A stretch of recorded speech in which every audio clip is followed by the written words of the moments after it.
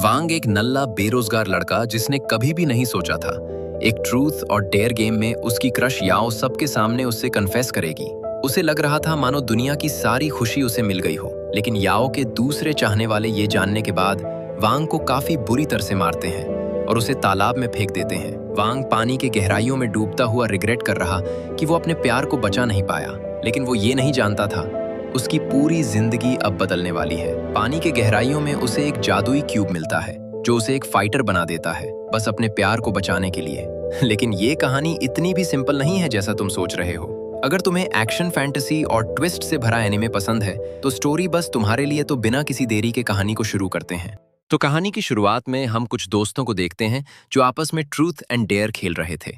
वहां पर हमारा मेन लीड वांग भी था। एक लड़की हार जाती है और उसकी बारी में ट्रूथ आता है। ट्रूथ में उससे उसके क्रश का नाम पूछा जाता है। ये सुनकर हमारा वांग काफी नर्वस हो गया था, क्योंकि बचपन से ही वो स्कूल प्रिंसेस याओ को पसंद करता था। उसे नर्वस होता हुआ देख एक लड़का कहता है, अबे तू क्यों शर्मा रहा है? याओ तुझ जैसे लूजर का नाम तो नहीं लेगी, वो मुझ जैसे हैंडसम लड़के का नाम लेगी।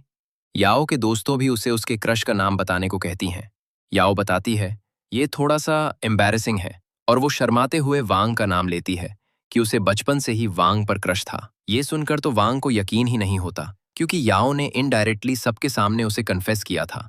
उसे ऐसा लग रहा था मानो दुनिया की सारी खुशी उसे मिल गई हो। लेकिन ये खुशी उसके जीवन में ज्यादा देर तक नहीं रुकी, क्योंकि याओ के दूसरे चाहने वाले ये जानने के बाद वांग की काफी अच्छी तरह से खातिरदारी करते हैं। इन छपरियों का लीडर कहता है, तुझे क्या लगा तू याओ के काबिल है? तभी वांग के फोन पर याओ का कॉल आता है। वो रोते हुए वांग को छोड़ने को कहती है, लेकिन ये छपरी कहाँ रुकने वाले थे।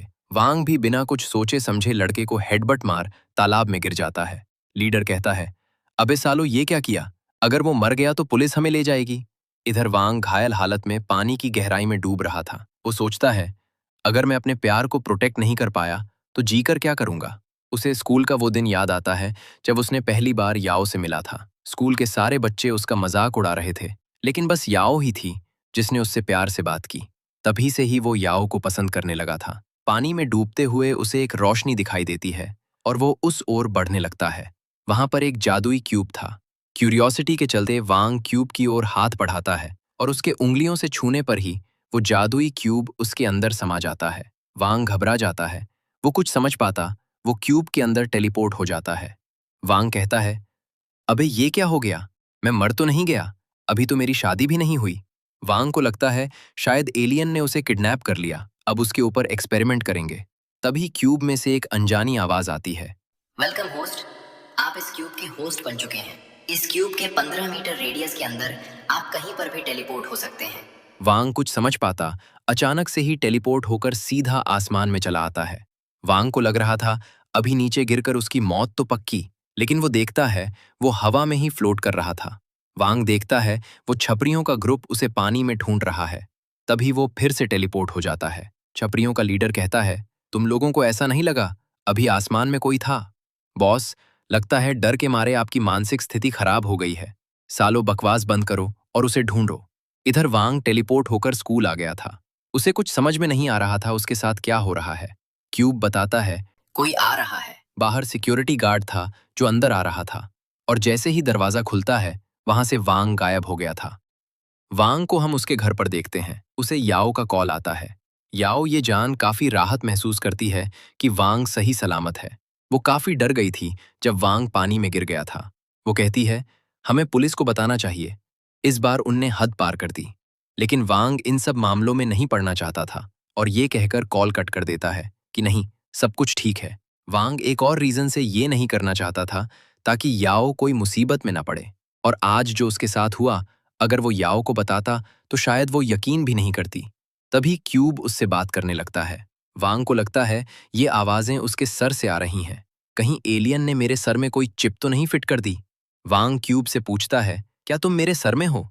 क्यूब बताता है, नहीं मास्टर, मैं आपके पूरे बॉडी में हूँ। और फिर से वांग को अपने अंदर खींच लेता है। वांग पूछता है, आखिर ये सब है क्या? क्यूब बताता है, मैंने तुम्हारे बॉडी के साथ एक परफेक्ट कोऑर्डिनेशन बना लिया है और तुम इस अल्टीमेट स्पेस क्यूब के मालिक हो। सिंपल वर्ड्स में कहूं तो वांग इस क्यूब का मास्टर बन गया है। वांग पूछता है, आखिर तुम हो कौन? क्यूब बताता है, फिजिकल वर्ल्ड में बस 2 गुना 2 का क्यूब हूँ। और मेरे अंदर एक पोर्टेबल स्पेस है। वांग क्यूब की दीवारों को छू कर पूछता है, आखिर उसने उसकी मदद क्यों की? तभी वो हवा में उड़ने लगता है। क्यूब बताता है, मैं बस तुम्हारी ख्वाहिश पूरी कर रहा हूँ और तुम्हें इस दुनिया का किंग बनाना चाहता हूँ। अगले ही पल वो आसमान की ऊंचाइयों पर था और दूसरे ही पल अपने बिल्डिंग के रूफटॉप पर। वांग को लगता है अभी गिरकर मर जाएगा, लेकिन क्यूब ने उसे सही सलामत लैंड करा दिया। क्यूब बताता है, मैंने आज काफी बार टेलीपोर्टेशन यूज किया है। कूल डाउन होने में 1 मिनट लगेगा। वांग अपनी इस टेलीपोर्टेशन पावर से खुश तो था, लेकिन वो बस इधर उधर ही टेलीपोर्ट हो रहा था। वो क्यूब से पूछता है कि कैसे वो एक एग्जैक्ट जगह पर टेलीपोर्ट हो सकता है। क्यूब उसे एक और पावर के बारे में बताता है, सुपर सेंस। इससे वांग अपने 15 मीटर के रेडियस के अंदर सब कुछ देख सकता है, लेकिन इसे इस्तेमाल करने के लिए उसे अपनी आंखों की बजाय अपने कोर का इस्तेमाल करना पड़ेगा। वांग इसे ट्राई करता है और वो अपने 15 मीटर के रेडियस के अंदर सब कुछ देख पा रहा था। साला ठरकी क्या क्या देख रहा है। लेकिन अचानक से ही वो क्यूब में टेलीपोर्ट हो जाता है। क्यूब बताता है, अगर आप लगातार टेलीपोर्टेशन और सुपर सेंस इस्तेमाल करेंगे तो स्टैमिना काफी तेजी से खत्म हो जाएगा। लेकिन फिर भी एक बिगिनर के तौर पर तुमने अच्छा किया। वांग को काफी थकान महसूस हो रही थी और उसकी हार्ट बीट भी काफी तेज हो गई थी। उसकी आंखों के सामने अंधेरा छाने लगता है और वो बेहोश हो जाता है। अगली सुबह जब उसकी आंख खुलती है तो वो खुद को बेड पर पाता है। वांग समझ गया था क्यूब ने ही उसे यहाँ लाया है। हाँ, सही कहा मास्टर। वांग चौंक जाता है क्योंकि ये आवाज उसके बगल से ही आ रही थी। वांग तुरंत उठकर पूछता है, अगर तुम बाहर कैसे निकले? क्यूब बताता है, मास्टर, अगर मैं आपके बॉडी में रहता तो आपका स्टैमिना कंज्यूम करता और आपको जल्दी से रिकवर होना था, इसलिए मैं बाहर आ गया। अगर आप इस वजह से मर जाते तो मेरा भी गेम ओवर हो जाता। वांग क्यूब को हाथ में उठा लेता है और कहता है, अब तो मैं शक्तिमान बन गया। हाँ मास्टर। वांग को क्यूब के बारे में और जानना था, इसलिए वो गूगल बाबा के पास जाता है, लेकिन गूगल बाबा ने उसे ठेंगा दिखा दिया। वो क्यूब से ही उसके बारे में पूछता है, लेकिन क्यूब के पास ही उसके क्रिएटर के बारे में कोई जानकारी नहीं थी। तभी उसके फोन पर याओ का मैसेज आता है। याओ ने लिखा था, आज तुम रेस्ट करो, कल हम साथ में लंच करेंगे। यहाँ पर तो वांग के मन में लड्डू फूटने लगते हैं, लेकिन उसे उन छपरियों के बारे में याद आता है। वो ठंड लेता है। अब से वो उन छपरियों को याओ को परेशान करने नहीं देगा, लेकिन इसके लिए उसे ताकतवर होना पड़ेगा। क्यूब, मुझे बताओ, मैं और भी ताकतवर कैसे हो सकता हूँ? मास्टर, मेरा सिस्टम ऑटोमेटिक अपडेट होता है, लेकिन अगर आप जल्दी से अपग्रेड होना चाहते हैं तो आपको एनर्जी स्टोन इस्तेमाल करना पड़ेगा। वांग पूछता है, रास्ते पर पड़े स्टोन भी क्या इस्तेमाल किए जा सकते हैं? हाँ, उनमें भी एनर्जी होती है। क्यूब वांग के घर को स्कैन करता है और उसके पापा का टाओ क्रिस्टल और मॉम की डायमंड रिंग के बारे में बताता है। वांग मना कर देता है क्योंकि ये काफी महंगे थे। क्यूब बताता है, उनमें कोई एनर्जी नहीं है, लेकिन उसने बाहर गार्डन में एक स्टोन को ढूंढा है जिसमें एनर्जी है। तो और क्या था? वांग फटाफट तैयार हो जाता है स्टोन ढूंढने के लिए। क्यूब उसे बाहर गार्डन में टेलीपोर्ट कर देता है।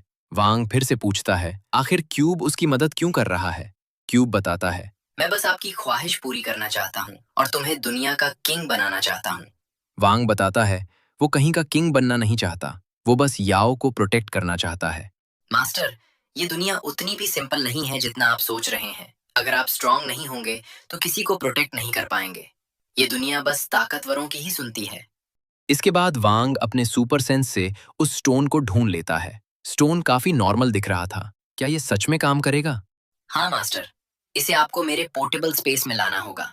वांग स्टोन को लेकर क्यूब के अंदर आ जाता है और स्टोन को क्यूब को खिला देता है। स्टोन के अंदर जाते ही क्यूब से एनर्जी निकलने लगती है और वांग के अंदर जाने लगती है। वांग को भी महसूस हो रहा था उसकी शक्ति बढ़ रही है। क्यूब बताता है, ये स्टोन लो लेवल का था, इसलिए स्टैमिना 2% और एंड्योरेंस 1% बढ़ा है। अगर वांग बेहतर स्टोन का इस्तेमाल करेगा तो उसकी ग्रोथ और भी तेजी से होगी। रात के एक्साइटमेंट की वजह से वांग सुबह काफी लेट उठा और देखता है स्कूल के लिए लेट हो गया। वांग भागते भागते स्कूल पहुंचता है। याओ उसे थोड़ा डांटती है क्योंकि वांग ने कल कॉल बीच में ही कट कर दी थी। उनके दोस्त उन दोनों को ऐसे देख टांग खींचते हैं। तभी वही छपरियों का ग्रुप उनके क्लास में आता है। वांग याओ को उसके सीट पर बैठने का कहता है और कहता है वो सब संभाल लेगा। छपरियों का लीडर, जिसका नाम सुनजुन है, वो वांग को आवाज देता है, लेकिन किताब में मुंह छुपाया हुआ वांग कोई जवाब नहीं देता। सुनजुन और भी चिढ़ जाता है और वांग के पास आने लगता है। वांग क्यूब से पूछता है, क्या इन्हें हरा पाएगा? मास्टर, इन सब का एवरेज कॉम्बैट 5 है और आपका 22। सुनजुन को आगे आता हुआ देख याओ उठकर कहती है, उन्हें परेशान करना बंद करें। सुनजुन अच्छा बनते हुए कहता है, याओ लगता है कोई गलतफहमी हुई है तुम्हें। वांग जैसे लूजर के साथ नहीं होना चाहिए जो एक लड़की के पीछे छुपता हो। याओ कुछ कहने जा रही थी, तभी वांग आता है। उसे याओ के इतना करीब देख सुनजुन उसे कॉलर से पकड़ लेता है, लेकिन वांग अब पहले वाला वांग नहीं रहा। वो सुनजुन के हाथों को अपने कॉलर से छुड़ाते हुए, उसकी आंखों में आंखें डालते हुए उसे याओ से दूर रहने के लिए कहता है। मामला और आगे बढ़ पाता तभी टीचर आ जाते हैं। सुनजुन वांग के कान के पास आकर कहता है, अगर याओ को घसीटना नहीं चाहता तो चुपचाप बास्केटबॉल कोर्ट में आ जाना। ये कहकर वो वहां से चला जाता है। याओ पूछती है, सुनजुन ने क्या कहा? लेकिन वांग कहता है, अरे कुछ नहीं, वो तो बकवास कर रहा था। इधर सुनजुन देखता है, उसके कलाई पर वांग के हाथों का निशान छप गया था। आखिर वांग इतना ताकतवर कैसे हो गया? तभी एक लड़का आता है। बॉस, आपने जैसा कहा था मैंने वैसा कर दिया। शाम के बाद वांग बास्केटबॉल कोर्ट में आता है। सुनजुन ने यहाँ वांग को कुटने का सारा बंदोबस्त किया था। क्यूब बताता है, मास्टर, यहाँ 13 एनिमी है। वांग काफी कॉन्फिडेंस से पूछता है, मेरे जीतने के चांस कितने हैं? मास्टर, 20%। क्या? ये सुनकर तो वांग की फट जाती है। अबे साले, क्यूब कहाँ फंसा दिया? सुनजुन कहता है, अगर तू नीचे झुककर मुझसे माफी मांगे और याओ का पीछा छोड़ दे तो मैं तुझे जाने दूंगा। लेकिन वांग उसकी बातों को काटते हुए कहता है, तू कैसे खुद को इन सब का लीडर कह सकता है? तेरी खुद की ही फट रही है मुझसे अकेले लड़ने में, इसलिए तूने अपने छपरियों की प्लाटून को बुलाया है। सुबह तो मैंने तुझे जाने दिया, लेकिन अब वैसा नहीं होगा। ये सुनकर सुनजुन को काफी गुस्सा आता है। वो लड़ने के लिए आगे बढ़ने लगता है। तभी इन छपरियों में से एक टकला छपरी आगे आने लगता है। बॉस, इसे तुम मुझे छोड़ दो। क्यूब बताता है, टकले छपरी का पावर लेवल 10 है, ये जान। वांग थोड़ा शांत होता है, लेकिन वो चौकन्ना भी था। छपरी टकला बॉल वांग की ओर फेंकता है, जिसे वांग डॉज कर लेता है। टकला काफी स्पीड से वांग को पंच मार रहा था, जिसे वांग रोक रहा था। इधर याओ वांग को कॉल लगाती है, लेकिन उसे कॉल नहीं मिलती। इधर टकला पहलवान काफी थक गया था। क्यूब बताता है, टकलू का स्टैमिना 50% खत्म हो गया है। अगर आपने ना किया तो आपके जीतने के चांस हैं। अपने प्लाटन के मोटिवेट करने पर टकला फिर से हमला करने आता है, लेकिन इस बार वांग उसके पैर को पकड़ उसके मुंह पर काफी जोरदार मुक्का मारता है, जिससे टकला काफी दूर जाकर गिरा था। किसी को यकीन नहीं होता, उनका टकला छपरी पहलवान हार गया। वांग कहता है, तेरा टकला तो गया, अब तेरी बारी है। सुनजुन हंसते हुए कहता है, तुझे क्या लगा मैं तेरे बहकावे पर आऊंगा? तेरे से अकेले लड़ूंगा। वांग भी समझ गया था, अब उसके ऊपर गैंग बैंग होने वाला है। मास्टर, इस टकले के हटने के बाद आपके जीतने के चांस 30% है। सभी मिलकर वांग के ऊपर हमला कर देते हैं। वांग हमलों को रोकने की कोशिश कर रहा था, लेकिन नंबर ज्यादा होने पर उसे लातें और घूंसे पड़ रहे थे। एक लड़का वांग पर किक मारता है और वांग उसके गोटे ही फोड़ देता है। नंबर ज्यादा थे, वांग को मुश्किल हो रहा था, लेकिन फिर भी वो काफी अच्छे से टक्कर दे रहा था। एक लड़का उसे पीछे से पकड़ लेता है और दूसरा लड़का उस पर जोरदार फ्लाइंग किक मारता है। सुनजुन ये देखकर काफी खुश हो रहा था। सभी मिलकर वांग को पेलने लगते हैं। एक लड़का उस पर किक मारकर दूर फेंक देता है। वांग उठकर खुद को थोड़ा ठीक करता है और अपने एक्रोबैटिक स्किल्स दिखाकर सभी को पेलने लगता है। वो एक लड़के का किक पकड़ उसे गोल गोल घुमा सुनजुन की ओर फेंक देता है। सुनजुन जब अपने होश संभालता है, तब तक वांग ने सभी को कूट दिया था। वांग सुनजुन की ओर बढ़ने लगता है। इधर सुनजुन ने अपनी पैंट गीली कर दी थी। मास्टर, आपका स्टैमिना कम हो गया है, आप जीत नहीं पाएंगे। ये सुनने के बाद भी वांग आगे बढ़ने लगता है। वो सब कुछ खत्म कर देना चाहता था। प्लीज मुझे माफ कर दो। तभी लाइट्स ऑन हो जाती हैं और हम एक दूसरे छपरी गैंग को देखते हैं। उनका लीडर कहता है, मुझे लगा साउथ सिटी गैंग ताकतवर है, लेकिन तेरा गैंग तो एक लड़के से हार गया। आखिर तुम यहाँ क्या करने आए हो? मैं तो बस हंसने आया हूँ। और वो सुनजुन की ओर बेजाती करने लगता है। वांग आगे आता है, निकल जाओ छपरियों, मुझे सुनजुन से हिसाब निकालना है। ये सुनकर लीडर गुस्सा हो जाता है। अब वो सुनजुन के साथ वांग को भी पीटने वाला था। मास्टर, मेरी मानो तो यहाँ से खिसक जाओ। ये सुनकर वांग वहां से भाग जाता है, लेकिन अपने प्लान के लिए वो टेलीपोर्ट होकर लाइट्स ऑफ कर देता है और लीडर के पीछे आ जाता है। लीडर अपने लड़के को वांग को ढूंढने का कहता है और लाइट ऑन करने को कहता है। उसे लगता है उसके पीछे कोई है। पीछे घूमने पर वहां कोई नहीं दिखता। तभी वांग उसके सामने आ जाता है और उसे रॉक बॉटम दे मारता है और सारे लड़के को धोने लगता है। इधर एक लड़के को स्विच मिल गया था। अरे बॉस, मुझे स्विच मिल गया, लाइट ऑन कर। वो जैसे ही देखता है, तब तक वांग ने सभी को धो दिया था। ये देखकर उसकी फट जाती है। सुनजुन को यकीन ही नहीं होता वांग इतना ताकतवर है। तभी बाहर से आवाज आती है। याओ टीचर को बुला लाई थी। टीचर, ये तो मुश्किल हो गई। इधर सुनजुन वहां से फरार हो रहा था। तभी वांग उसके सामने टेलीपोर्ट हो जाता है। सुनजुन उसके सामने सर पटक पटक कर माफी मांग रहा था। भाई छोड़ दो, आगे से किसी को परेशान नहीं करूंगा।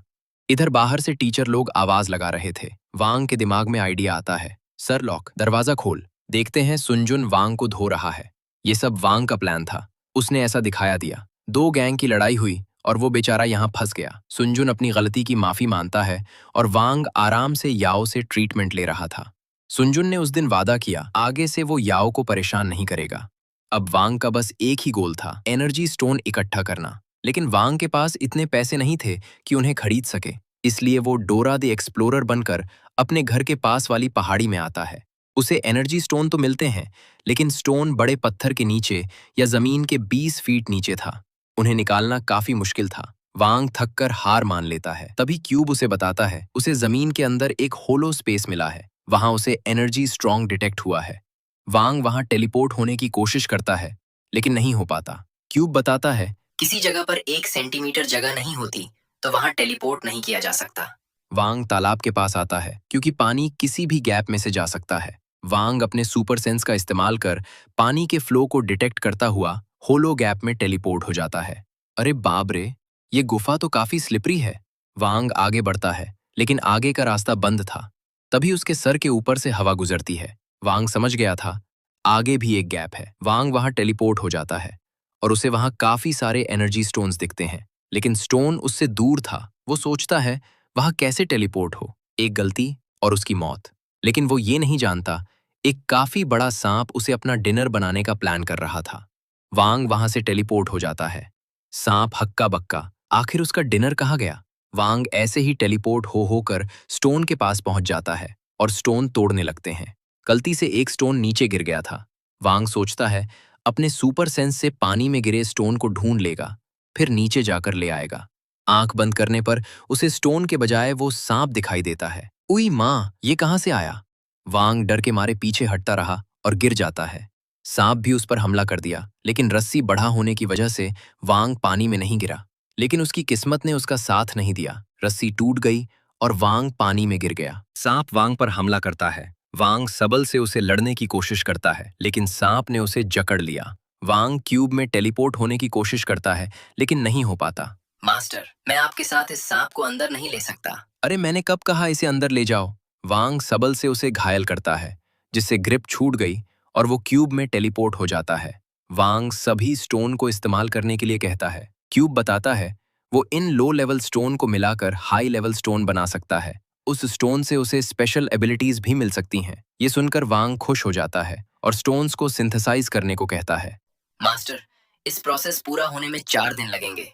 ये सुनकर वांग का चेहरा कुछ ऐसा हो गया था। मास्टर, मेरा सजेशन ये है आप 9 स्टोन्स को सिंथेसाइज करो और बाकी 2 एब्जॉर्ब कर लो। वांग को ये आइडिया पसंद आता है और वो ऐसा ही करता है।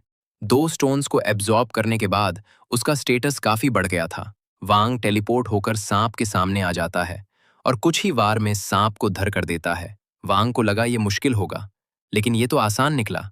जो भी हो, वांग पानी में उतरता है अपना रिवॉर्ड लेने के लिए। वांग देखता ये स्टोन बाकियों से काफी चमक रहा है। वांग मन बनाता है इस स्पेशल स्टोन को वो स्पेशल काम में लगाएगा।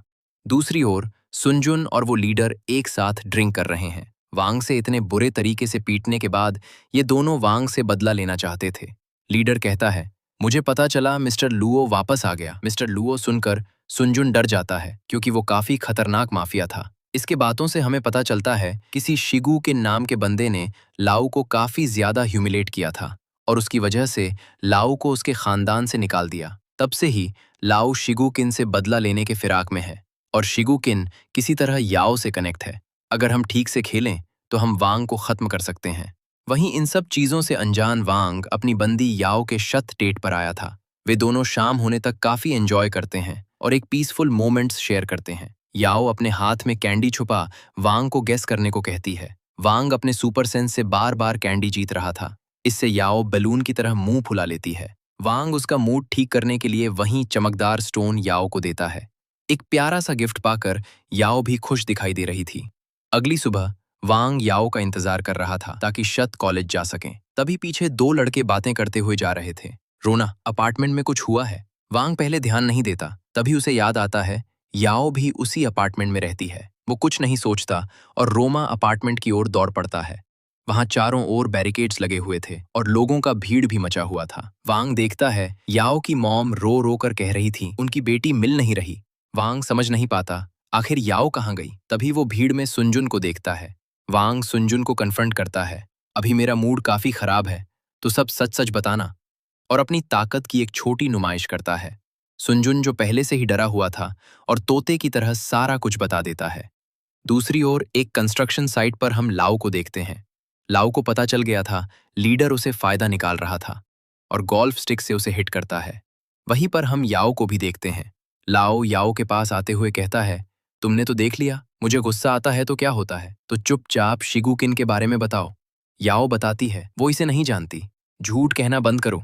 एक आदमी जो तुम्हें नहीं जानता, वो तुम्हें बचाने के लिए एक ऑर्गेनाइजेशन के खिलाफ क्यों जाएगा। याओ अब भी कहती है उसे कुछ नहीं पता। लाओ गुस्से में आ गया और वो याओ को हिट करने वाला था। तभी उसका बटलर कहता है, यंग मास्टर, आपको ऐसा नहीं करना चाहिए। ये लड़की शायद शिगुकिन को न जानती हो, लेकिन शिगुकिन इस लड़की को जानता है। अगर इसे कुछ हुआ तो शिगुकिन को रोकना नामुमकिन होगा। लाओ बताता उसने शिगु को मारने के लिए टॉप टियर मास्टर्स को हायर किया है जो इसी बिल्डिंग में है। लेकिन अभी भी हमें शिगुकिन के ताकत का कोई अंदाजा नहीं। मुझे लगता है मास्टर्स भी शिगुकिन को हरा नहीं पाएंगे। अगर सिचुएशन ऐसा होता है तो हम इस लड़की का इस्तेमाल करेंगे शिगुकिन को सरेंडर करने के लिए, लेकिन उसके लिए इस लड़की को सही सलामत रहना होगा। अगर इसे कुछ हुआ तो शिगुकिन को रोकना नामुमकिन हो जाएगा। लाओ भी बटलर की बात पर एग्री करता है और याओ का मुंह बंद करने को कहकर चला जाता है। दूसरी ओर सुनजुन वांग को लाओ के बारे में बता रहा था। लाओ एक काफी नामी दामी फैमिली से आता है और वो खुद भी काफी पावरफुल है। लेकिन एक दिन उसने शिगुकिन से पंगा ले लिया। शिगुकिन ने उसे काफी बुरी तरह हराया और ह्यूमिलिटी किया। लाओ का फैमिली शिगुकिन को ढूंढने के लिए काफी लोग और पैसे लगाया, लेकिन शिगुकिन को ढूंढ नहीं पाए। शिगुकिन ऐसे गायब हुआ मानो वो कभी था ही नहीं। परिवार के नाम खराब होने पर लाओ को परिवार से निकाल दिया। तब से ही लाओ ने ठान लिया वो बदला लेकर रहेगा। एक बार शिगुकिन ने बचपन में याओ को किडनैप होने से बचाया था और लीडर ने इसी इंसिडेंट को इस्तेमाल करने का सोचा और लाओ को धोखा देकर का प्लान बनाया। लेकिन लाओ इतना बेवकूफ नहीं है जो लीडर के बातों में आ जाए। मुझे लगता है लाओ को पता चल गया होगा लीडर उसे धोखा दे रहा है। मैं जानता था ये प्लान खतरनाक है और मुझे याओ की भी चिंता थी, इसलिए मैंने अपने हाथ खड़े कर दिए। वांग कहता है, तुम्हें अपनी गलतियों का पछतावा है, और वो वहां से निकल रहा था याओ को बचाने के लिए। सुनजुन उसे समझाता है लाओ उनके लीग से बाहर है, लेकिन वांग ने मन बना लिया था। उसने डेट पर वादा किया था वो हमेशा याओ को प्रोटेक्ट करेगा। सुनजुन को पुलिस को कॉल करने को कहकर वो वहां से निकल जाता है। दूसरी ओर लाओ अपने बटलर से पूछता है क्या वो शिगुकिन को हरा नहीं पाएगा। बटलर हिचकिचाता है और कहता है शायद हम शिगुकिन को मार न सकें, लेकिन वो सही सलामत नहीं जाएगा। वहीं हम एक मास्टर को देखते हैं। मैं शिगुकिन को घायल करने नहीं, उसे मारने आया हूं। ये सुन लाओ मुस्कुराता है, वो यही तो चाहता था। इधर याओ के गले के एनर्जी स्टोन को डिटेक्ट करता हुआ वांग आ गया था। मास्टर, मुझे यहाँ 7 काफी पावरफुल एनर्जीज फील हो रही है। एक तरफ लाओ जो बदला लेना चाहता था और दूसरी तरफ वांग अपने प्यार को बचाना। इस लड़ाई में आखिर किसकी जीत होगी? प्यार जीतेगा या सालों से दबा गुस्सा? जानेंगे अगले पार्ट में।